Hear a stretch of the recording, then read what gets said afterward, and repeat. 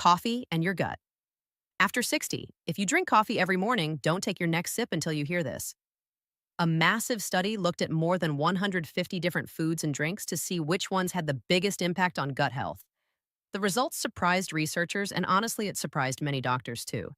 The winner wasn't yogurt, it wasn't probiotics, it wasn't leafy greens. In fact, it's something millions of Americans drink every single morning without giving it a second thought. It was called I'm Dr. Lee. I'm a gastroenterologist, a gut specialist with 40 years of clinical practice, and for every person who was told to stop drinking. It is exactly what we are covering today and what that finding means for every coffee drinker. I created this channel because the conversation that saves a patient's health should not stay inside a clinic. The 10-minute office visit was not designed to give you this conversation. So I'm giving it to you here. What I share here is what I tell my patients after the appointment ends. The real mechanisms, the honest numbers, the things most doctors never have time to explain. If you want that in your feed every week, subscribe now. It takes 1 second. Today, I'm going to show you 4 things, and I want you to stay for what coffee does to gut bacteria. New study, 22,000 people. All 4 because they build on each other. Number 1, something about your gut bacteria almost nobody in medicine is telling patients over 60. Number 2, a difference between 2 types of coffee that could change everything depending on your situation. Most people have this completely wrong. Number 3, and I'm going to show you this, inside your body, a connection between your morning cup and something affecting your brain every single day. And number 4, this is the one that surprises people most who should still be cautious about coffee. And the answer is not what most people assume. Stay with me because number 3, once you see the mechanism, you'll never think about your morning coffee the same way again. How many of you have been told by a doctor to cut back on coffee? Keep watching because this research changes that conversation. Let me show you what is actually happening inside your gut right now. Every time you drink coffee, your gut is home to approximately 100 trillion microorganisms, bacteria, fungi, and other tiny living things. We call this the gut microbiome. Think of it like a garden inside your intestines, and the mix of organisms in that garden determines how healthy your gut is. Researchers at the University College Cork, one of the world's leading centers for gut science, study what happens to this bacterial garden when people drink coffee regularly, both caffeinated and decaffeinated. Here's what surprised even the researchers. In the largest study ever conducted on coffee in the gut, published in Nature Microbiology in 2024, scientists analyzed over 22,000 people and found that coffee positively affected 115 separate species of gut bacteria. 115 species from a single daily habit. No other food tested out of over 150 came close to that number. What they decaf versus regular. The inside body difference. Most seniors don't know found is that coffee significantly increased the presence of 2 specific types of beneficial bacteria. Think of these as the security guards of your gut garden. They appear to crowd out the harmful bacteria that cause inflammation and infection.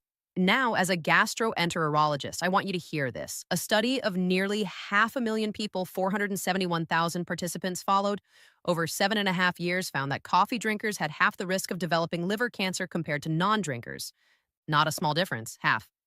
And a 2024 study published in the International Journal of Cancer found that people who already had colorectal cancer and continued drinking coffee had significantly lower rates of cancer recurrence and lower all-cause mortality than those who did not. I share those numbers not to tell you coffee cures cancer. It does not. I share them because the biological pathway we are about to discuss, the polyphenol pathway, the gut bacteria, the anti-inflammatory effects, is the same pathway researchers believe is driving these findings.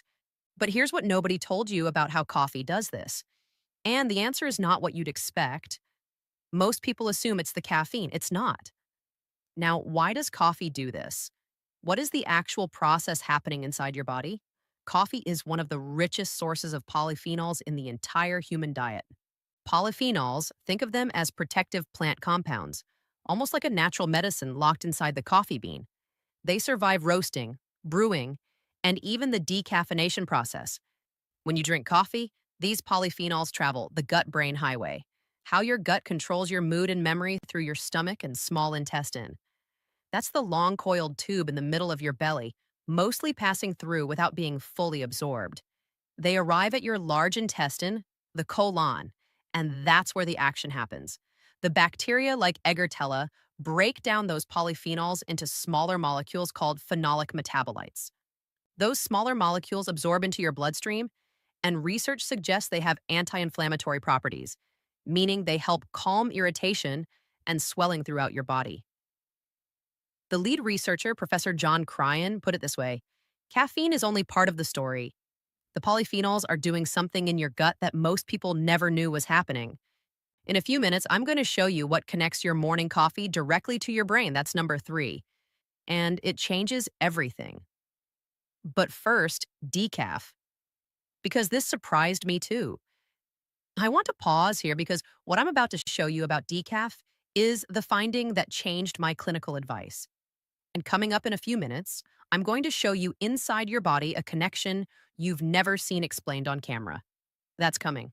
But first, the standard assumption has been caffeinated coffee gives you the benefits and decaf gives you the taste without the benefit. That assumption turns out to be substantially wrong. The decaffeination process removes roughly 97 to 99% of the caffeine. But the polyphenols, the protective plant compounds, they stay. They survive decaffeination almost entirely intact, which means when decaffeinated coffee reaches your large intestine, the same bacteria are there who should actually be cautious about coffee. The answer surprises people: waiting.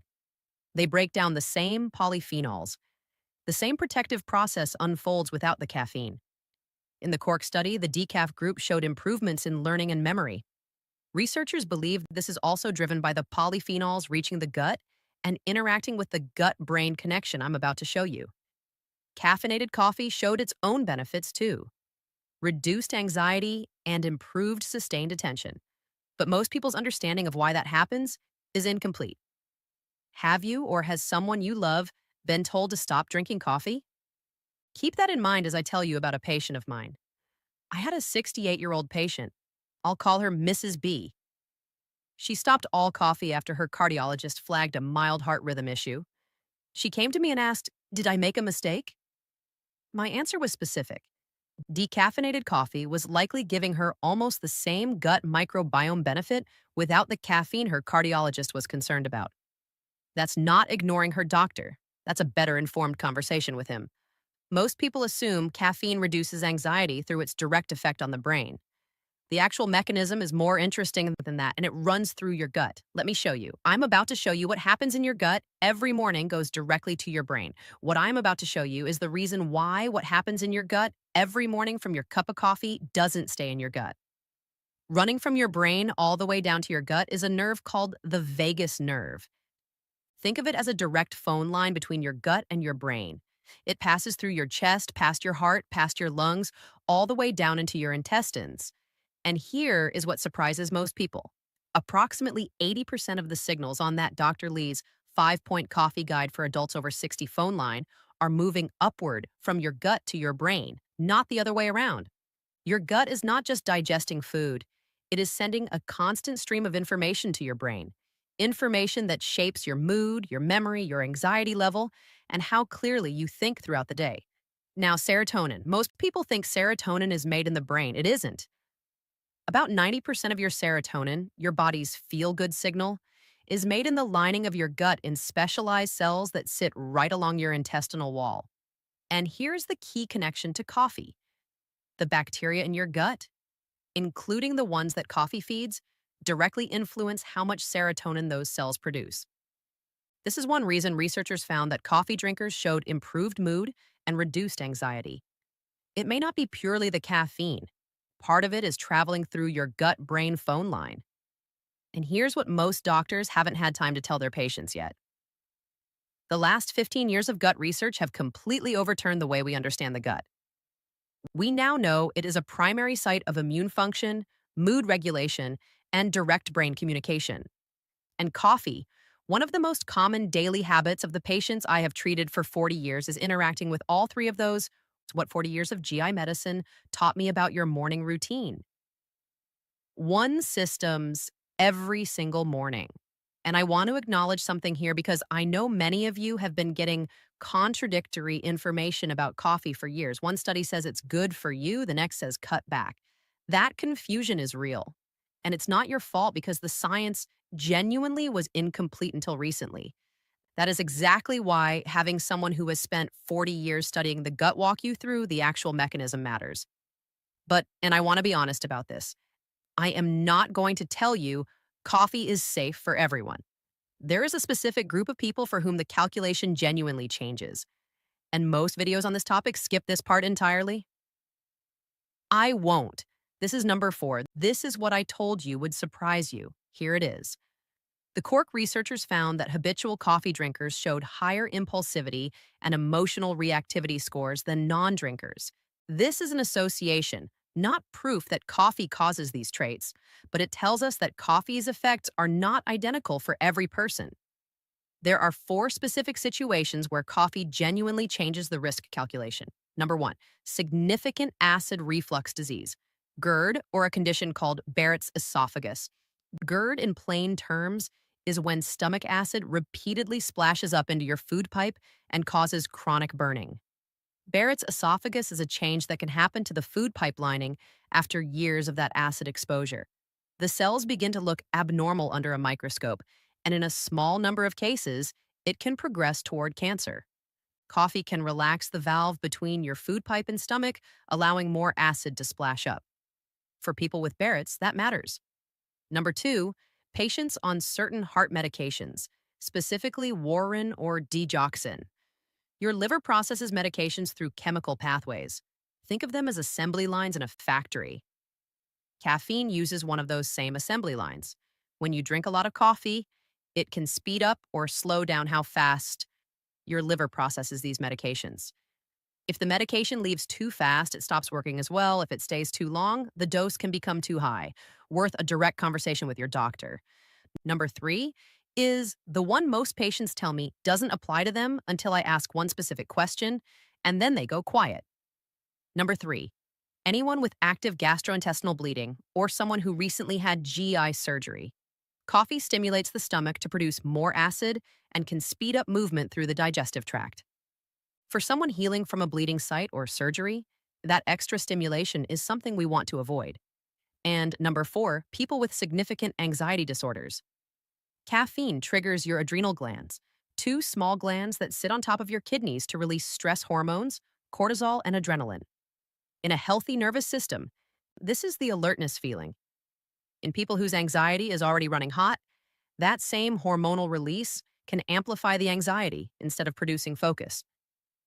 Think of it like adding pressure to a pipe that's already at its limit. If you are in none of those 4 categories, and many of you watching are not, the evidence now supports that moderate daily coffee is genuinely beneficial for your gut bacteria, your gut-brain connection, and potentially your long-term memory and mood. If you are in one of those categories, this is not a video that replaces your doctor's advice. What it is a reason to have a more specific, more informed conversation with your physician. If you have a spouse, a parent, or a friend who has been told to cut back on coffee, please send this video to them right now. This is exactly the honest mechanism-based conversation that should happen before a blanket restriction is applied. The share button is right below this video. After 40 years of gastroenterology and reviewing this research, here is what I now tell my patients. 1. If you drink 1 to 3 cups per day and have none of the 4 risk conditions, the evidence supports continuing. The gut benefit is real. The polyphenol benefit applies to caffeinated and decaf both. 2. If coffee gives you heartburn or reflux, that's your body telling you something specific about your stomach valve. Talk to your doctor about whether decaf might preserve the gut benefit while reducing the reflux risk in your case. Number 3 is the one most people who stop coffee never actually do, but it may be the most important conversation you have with your doctor this year. 3, if you stopped on blanket advice and you miss it, bring this research to your next appointment. Ask specifically which of the 4 risk categories applies to me. If none do, the restriction may not be evidence-based for your situation. 4, what you add to coffee matters. And I want to give you the data on this because this is not an opinion. This is a 147,000 person study A study of 147,000 people followed for over 12 years found that people who drank unsweetened coffee 2 to 4 cups a day had a 16% lower risk of gastrointestinal disease. People who added sugar or artificial sweeteners to their coffee, that protective effect largely disappeared. The polyphenols were still there. The benefit was not. Black coffee preserves the polyphenol gut pathway best. What you add to it changes the equation. And number 5, this is the piece of advice the research says matters most. And it has nothing to do with how much coffee you drink. And 5, this is not a 1 cup miracle. The bacterial changes in this research happened over weeks of consistent daily consumption. Consistency over time is what builds the benefit, not the size of any single cup. I want to leave you with something that 40 years of looking inside the human gut has taught me. The gut is not a passive tube. It is a living, active ecosystem that responds to what you do consistently every morning before the rest of the world is awake. And the research we now have tells us that one of the most common morning habits of the adults I have spent my career treating is doing more for their gut bacteria, their mood, and their brain health than almost anyone understood 10 years ago. Remember the study I opened with 150 foods tested and coffee came out on top? This is why. Not because of marketing, not because of caffeine, because of what it does inside your gut every single morning. If that's relevant to you or someone you love, subscribe so you don't miss it. That is not a reason to be careless about it. It is a reason to be informed about it, to know the mechanism, to know which situations genuinely require caution, and to make decisions based on actual clinical evidence, not fear and not false reassurance. That is what I try to give you on this channel every week. I've put a free gut health tracker in the pin comment below. It helps you track how your gut responds to different foods and drinks and gives you real information to bring to your next doctor's visit. The link is in the pin comment. It's free. I'm Dr. Lee. Don't forget to subscribe, and I'll see you in the next.